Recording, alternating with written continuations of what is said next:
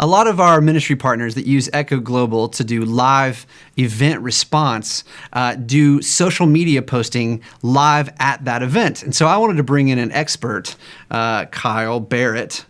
That is you, the expert. No pressure. Yeah, seriously, no pressure. No, you have a lot of experience in this realm of social media live event response.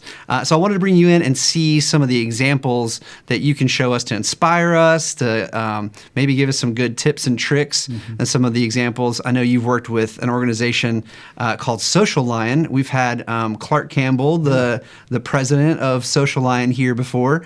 So it's really cool that we kind of have some crossover there. Yeah. We've had Clark, now you're here. You've worked with him on all sorts of big, huge conferences, international events, which you'll get into. But good to have you here to talk about this. Thank you so much. So, yeah, man. Also, following Clark is not an easy thing to do. So yeah, you'll be fine. You'll be fine.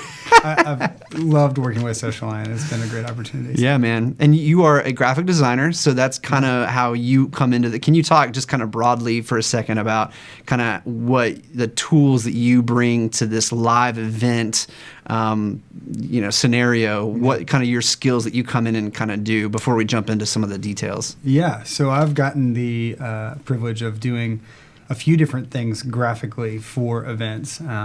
My role usually we call them seats at a live event. Okay. We have a certain number of seats that we run the event from, social media wise, and that looks like a lot of different things. But my seat is usually all of the graphic content that needs to be done. And so that could be anything from designing actual images that show up on different social media platforms to also kind of creative directing and making sure that we stay on brand with anything that we're posting, vetting all of those things with the producer of the event, which is another seat at the table. Cool. And then also passing off graphic pieces to videographers, which is something that we've done a lot more recently. So sometimes I'll make small animations and things like that will go into some of the video content that we'll use during the event. So to pull off something like what we're talking about today, it can end up being a rather large team. Yeah. How many people, like, what's kind of the skeleton crew, the small team versus what, like, I'm sure there's some events that it takes. For sure. Large groups. Yeah, I actually have two recent examples of that. We sort of took a skeleton crew to a conference in Dallas back in September, and that was 4 people. Okay. So that is it's usually when you have that few people, you have multi-roles. So me as a graphic designer, we had one videographer. We had a content director, sort of like a creative content director that sort of approved everything and ran the Instagram channel. And then we had a producer that engaged with the Facebook Live. And usually that crew depends on what an event is wanting to do. So sure. Our max, if we're doing everything, there's going to be a live stream and everything, we usually have multiple people in certain roles to make sure that everything gets done. And that can be up to 12 or 15 people. Wow. When we're doing a full size thing. And we actually did that recently. We ran our own conference that is actually about this whole topic here in Chattanooga. I was there. It was awesome. Real-time summit. It was super fun. Everybody should go next year. Full team. Please, if you awesome. want to experience Chattanooga, this would be a good way to do it. Yeah, it's true. But yeah, that was sort of like the max team that we were doing for that. That was 15 people, and we had multiple people. I actually had an assistant graphic designer at that event, which is something that has never happened for me before. It takes a lot of the burden off. So we have small team possibilities, large team possibilities, and I think you can also pull off some of what we're going to show today with even just one person. Absolutely. If you set it up really well, get some things pre-done before the event. Right. Limit yourself. Don't try to do everything. So we can maybe kind of talk about that a little bit as we go. But I want to jump right in and show some of the stuff here. So we kind of look at it like a timeline. So we're going to go over promo stuff, so pre-event stuff, just a little bit first. Yeah. So Kyle's kind enough to bring our audience some examples. So in the promo section, let's first look at this graphic that involves super popular rapper, hip-hop artist Lecrae. Yeah. So maybe super quickly describe what the event is and then kind of talk about how this was kind of promoting how you used it. Yeah, so this is actually one of the first live events that I actually ever worked on. and it was for my university's flagship promotional weekend that we have every year. And Social Line was hired to do that event. And basically, it's a couple of days of prospective student stuff. And we had a concert that this particular year, this was a couple years ago, and Lecrae was our feature artist. And so I designed this image kind of in between other things, way ahead of time during the event, so that we would have something to promote something that was going to be happening later in the day. And this took a little bit more time and effort than some of like the other things that were more like quick real time things or whatever. Sure. So this was done in an effort to stay on brand with the event and everything. So the larger event being Lee Day for Lee University. Right, which is a little bug in the corner there. Yeah, and so this is kind of like just earlier in the day, this goes out on, it looks like Instagram. Yeah. And kind of letting people know like, hey, it's on the soccer field, which you don't have to give a lot of details because people at Lee know the soccer field. Right. So this is just to kind of promote a piece of the larger event as it's happening later on in the day. Exactly, yeah. And then we have another graphic that kind of shows a promotional element. This is about for the real-time summit that you mentioned. Yeah. And it says 2019. So this was kind of post this year's conference, but already thinking about promoting the next year's conference. Right. So, this is obviously a rectangle. So kind of talk about how and why this was used. So this was used actually on our story, and that would have appeared. Instagram and Facebook stories. Sure. Yeah, we definitely favor pretty heavily the Instagram stories because there's more engagement there, but also the aspect ratio is the same for the Facebook story because they're the same company. And they link together super well. Super easy to do that. We more often than not now use the story as a place to do quick content. And so we had a variety of sizes of this image, but this was the one I chose to grab just because it was the one we used on the story. And it was something that was going to go away quickly because we were running a special deal for the next year's registration, limited time and all that kind of stuff. So we did that. And that was just used as a card in the midst of that day. Yeah. It looks awesome, and again, it's on brand. Yeah. We've talked in another video about brand guidelines, and it follows the guidelines super well. It's awesome to see all this play out. It's a good fun. Plan, well executed. It's super fun to see all that. So it is. Now there's this whole other. From here on out, we're going to talk about what's going on during the event. Yes. So again, you've got a team put together, you've got a strategy ready, and you try to execute. And you have this variety of ideas that's super fun and inspiring. I'm excited for you to share this with everybody. So kind of guide us through. We'll throw up a bunch of designs, and you can kind of just unpack some of the purpose and strategy behind these guys. Absolutely. So this first one is from last year's Orange Conference, which I had the privilege of being at, and this is what we would consider like a standard like basic graphic shareable, and that, now you just said shareable, which is like some lingo, which I love to learn the lingo. So maybe that's a new term. Yeah, absolutely. This word basically it's kind of a goofy word, but it really is just speaking to something that makes it easy for like an impactful quote during a conference to be shared with other people. So the brand Orange in this case posts this, but other people can repost this.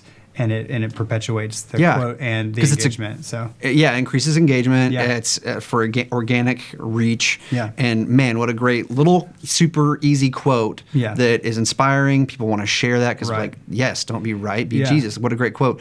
And it's a way to advertise for Orange. Like, man, if quotes like that are said from the stage at Orange, absolutely, I want to be there. You know. No, that's great. Very briefly, I'll just talk about how this, like the process to get to this. I know it's a very simple thing, but what has to happen in this case for this to work is that a lot of times somebody is monitoring the Twitter feed or wherever people are having the most conversations. Sometimes that's Facebook too. And we're pulling quotes. So there's somebody that's in the room that's going to hear that, and they're going to see if anybody is already posting these quotes and engaging with them. And that kind of like is based on like, how many retweets it gets, if people reply to it and that kind of stuff. And we'll try to solidify one of the best quotes. And so that quote was very simple. It's a great quote. It's a great quote. And all we had to do was work with a photographer to get the right image to go with that quote. So there's a lot of things that go into that. Like it's a stream of real-time photos run to a photo curator that's picking out the best shots, and then I'm going through those best shots, picking which one makes the most sense. And a lot of times we're looking for photos that have a little bit of space. I was going to say, if we look at the shot right here, it's perfect because it allows you to add space to, and it kind of like rolls off his shoulder in this image. Exactly. It's great, spaced out just right to have a quote right there. And he's also smiling, and that's something that obviously, if you know anything about Bob Goff, he's often smiling, but laughing a lot. A lot of times we try to match up the emotion of the quote with the speaker's face. So granted, he probably wasn't saying that during this in that moment, right? But it is made to elicit like this is a quote that he would have said not as a condescending thing, but as an encouraging and uplifting thing. So. Absolutely. Yeah. And if you know Bob Goff, he often looks like this. Yes. So it's very Bob Goffy. Yeah. Bob Goffy. Shareable, Goffy. I made that one up. So that's free. That's great. I love it. This is this next image is a very different kind of image, and it has little to no words on this. Exactly. So talk about that for a second. Yeah, this is still considered in the shareable category, but it's more of a curated photo than anything. And at this particular event, this was a crusade in Lagos, Nigeria. It was Reinhard Bonnke's farewell crusade in the country of Africa. And this was on the very last day of the event. And we did not want to put any text on this because most of the time, well, we still have text in the corner of it. That was something that was standard for all of the posts that we did during that particular event. But it shows the magnitude of the event. And so a lot of the times we're looking for content that gives whoever is back home, so to speak, a seat to see into what's going on. That's the point of doing the real-time thing, is like engaging with the audience there as well as the audience back home. And having a shot like this that shows just the magnitude of the event, it seems important. It seems like it was interesting enough that all of these people showed up. And I mean, I love that on this truck, there's people they took, standing room only? No. Truck standing room only? Yeah. This was an event you wanted to be, be attending. Yeah. And man, the next time, you want to hear what's said from the stage. I think that's something that is kind of the subtext. Oh, absolutely. It's not spoken, but is kind of inferred by that. So right, for sure. We have a lot of other examples too. What is this next one? So it's a little different as well. So this is from a conference in Dallas that Jesus Image put on, and this is an example of sort of like a secondary version of it. So a lot of times what I'm doing is I'm designing for the square aspect ratio first. Yeah, this is not a square, I noticed. Right, it's not a square. It is absolutely a wide rectangle. And a lot of times we like to favor sizes that will work on other platforms as well. And that is case by case. Some brands that we work with do not need as much engagement on certain platforms as others because they have less of an audience there. But this particular brand still had a pretty big audience on Facebook and Twitter, which is most brands, honestly. And so occasionally we would, actually not occasionally, I think every time we posted a quote at this event, we posted it on all three channels. And so there's a square one, and that is resized down for the other channels as well to fit their flow and that kind of thing. Sure. And speaking of resizing things, the next example we have is a cool example of kind of an experimental, very purposeful, thoughtful, even though it's not immediately obvious. So we have two, this looks almost exactly the same, except for one slight difference, that there's one's a little taller. Why is that? Explain what's going on here. So this is something that we tried that we never had done for our own event, and that was on promoting the event. We decided to design all of our speaker announcement shareables, so to speak, for Instagram. We designed them all in the left aspect ratio, which is about a 4:5 aspect ratio. And the reason for that is because that allows for a little bit more real estate to be taken up in the feed as we're going. And that's not an all the time necessity. It was just something we wanted to try for this. And it was cool because as you're scrolling, you see a little bit more, and there's better padding and all that kind of stuff in that image. And that is just something that works out well for the feed. However, the one on the right is what that looks like cropped down. And so with Instagram, we figured out that if you upload an image that is that 4:5 aspect ratio, it will still crop a square image out of it, which is what the image will look like in that page's grid. So if you go to this particular account, then the grid would be made up of all of images that look like the right one. That's right. But when you click to see the image, you see the full 4x5 version of it. So So you used a couple words. Grid. So again, that's where you see all of that Yes. profiles, images, so like on the right. So as we all know, Instagram favors or has favored traditionally the square. But I love that when you said real estate, that's also maybe a new kind of concept for our audience. The idea that like as you're scrolling through, a more tall rectangular image will take up more of the screen. Therefore, potentially, yeah, grabbing more attention. Right. So like the top, what's above and below are kind of quieted, if you will, as your message, your image is going across the screen. Exactly. So that's that real estate concept of like, if you can grab more of the real estate in just a moment, you have more, just slightly more attention. I love that strategy. It's really cool. And it'll be interesting to see as you guys experiment more, for sure. How that works out with future stuff. Yeah, it was really cool. The next examples are all like story examples for the most part. Okay. I want to talk about that a little bit more because increasingly we are using stories for giving information and for communicating with people. And so this is a simple end of day card from the Dallas conference after a full day of story posts, which were mostly video. We had this like sort of graphic to kind of close it out. It was just a nice way to, with branding, tie everything together, because the first and the last cards often had a little bit of like a callback to the basic brand information, whether that was typeface or color. Like in this case, it's a little bit of all of those things. We're using the textures that were part of the brand and everything as well.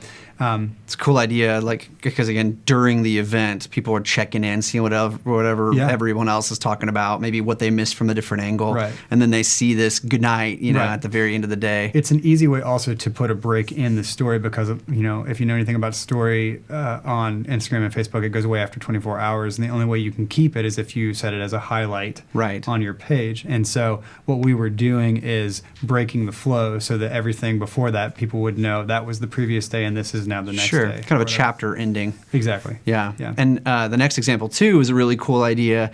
Talk about during the event. Like, this was, like, very much in the middle of the day to let people know this was, again, the real-time summit. Exactly. That to let them, like, oh, what room was the thing in that I wanted to go to? Well, check the story. It's right there. It's pretty awesome. Great idea. This was designed to be a reinforcement for people because at this particular conference, there was no floor standing signage to direct people, and where certain breakouts were happening was changing, like even just a couple minutes before. And so we threw this graphic out right when they announced it from the stage. So this graphic appeared in a different aspect ratio on the stage as well as on the story as a reinforcement for anybody who was like, oh, I don't remember what the screen said. They could just look at Instagram and see like, oh, I want to go to the mountain room or whatever to see this tag board thing. Yeah. And that was just really helpful information rather than having the signage.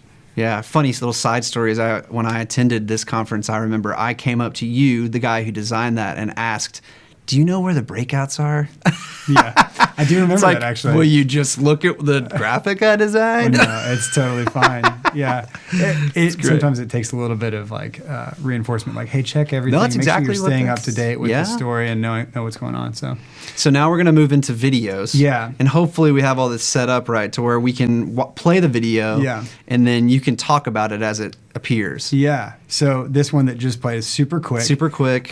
The rationale for this is that increasingly with story usage on social media, people will tend to skip very quickly over cards that are just graphics. So I know we just showed a couple of still graphics, but those had very specific purpose. We try pretty hard to not use as many of those as we had in the past. Increasingly, as I have done this type of work in live events, we're moving more towards things need to be moving because it's shown that, generally speaking, within the first second of a story card popping up, that if it's not moving and engaging somebody with movement, that they usually skip over it before they actually they'll just skip it real quick. They may not even read it. One that had a lot of text, for example, might get skipped or whatever. So this moving stuff was just a way of doing that. And the next one is actually from orange. This was like our first attempt at doing this. And this is very simple. Like usually I'm working with a videographer as well and doing titles. But this was a wrap-up little thing. And most of these were designed as little frame animations in Photoshop with no sound, just so there would be some movement. And it allows for a more immersive use of the brand information. That particular brand had a lot to do with the colors and the little shape of the houses in the back, because that was part it's of a that subtle conference. but nice brand consistency. Right. It's really cool. Right, made it fun. Played with throwing an emoji in there as well. Yeah, So, the waving hand. That's cool. Yeah. Now, the next couple of slides are kind of a bigger idea. So we're going to play the first one. Yeah. And maybe you can kind of describe what is going on here. So this is a little video that we did as a hype thing for this particular conference that was at Orange last year. They have a night that is a night of comedy, and they have a couple of comedians, Tripp and Tyler, that come and they host this little, like, they call it Seriously Night, and it's like where they don't take anything seriously. Right, of course. And so in order to promo that, I don't remember now if this was a promo or a post that night. It was either, I think it was post that night, now that I think about it. Okay. It's been a while since that conference, but we decided to use Instagram's album feature to make a graphic that stretched across and was engaging in a little bit different way. And so that is the wide shot of this. But what ended up happening is that was designed to be, I believe, 5 cards, so to speak. And this was something that we did not use on the story. It was used in the grid because a regular Instagram post will allow you to upload up to 10 consecutive images or videos into like a little album. That album idea. So I think we have a screen grab. Let's see if this helps explain. So as you're swiping, this was what you're seeing, this whole image that Kyle designed kind of unfolding. Yeah. Such a cool idea. Way to use one of Instagram's million features in a creative way. For sure. Yeah, and that was, we did that over a year ago, and I've used a variety of other things. Using that panoramic image idea is a really cool thing. We've used it in some other contexts as well. But this is just one of many ideas that you could use in this context. And Instagram and Facebook are ever changing and updating in what they allow as options, with filters and all kinds of stuff. Like, it's kind of hard to keep up with. So what we're doing in an event setting is constantly changing. So what you've seen is just a variety of things over the past year, and it very well could be that some of those things are obsolete and unengaging in the future, because as people do these things more, as people begin to get better at engagement, you begin to have to filter more noise and do more things to get people's attention, which is an ever changing difficulty, I guess. So. Yeah, but what I hear you saying is, like, even though Social Lion and your work with Social Lion, like, you guys are working with some of the bigger brands that are trying the stuff, but that's just it, is that you're experimenting. Very much. And you guys are like, you know what, this go round, let's try doing this thing that we haven't tried before.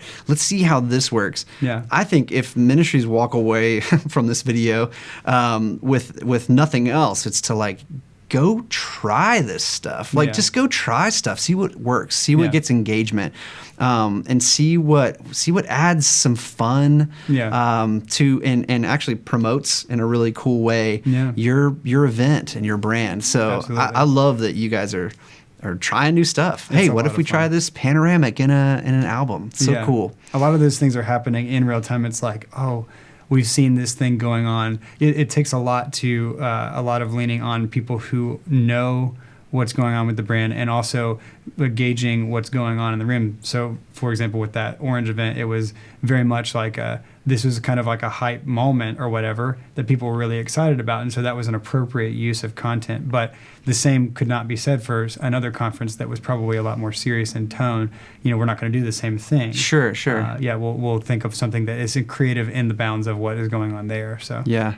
Well, dude, thanks. Yeah. Thanks, man. It's good this is what you do all the time, is you make this stuff. So I love that you were here. And for our ministry partners and for those of you watching the video, I hope you're inspired, and I hope that you can take something away from this video to increase your brand awareness and your event response, your real-time response using these little tips and tricks. And make sure you check out Kyle's work. Kyle Barrett, 2Rs2Ts.co is where you can check out his stuff. Our friends at Social Lion, who you saw a lot of their stuff here, we'll put their link below. Check out what they're doing. If you want to reach out to them to help you brainstorm and make your event even better, they would love to talk to you. And then Echo Global is our platform that we work on every day to increase conversations happening around live events. So we would love to talk to you about how to use all of these tools, tips, tricks, technology. That's what we do this stuff for. We hope it added value to you and that we can help add value to your future events. So thanks for watching. If you found this video helpful, share it with a friend. And subscribe to our YouTube channel. Make sure you hit that bell so you're notified for all of our future releases. Also, find and like us on Facebook. And we have a bunch of free resources for you at echoglobal.org/resources.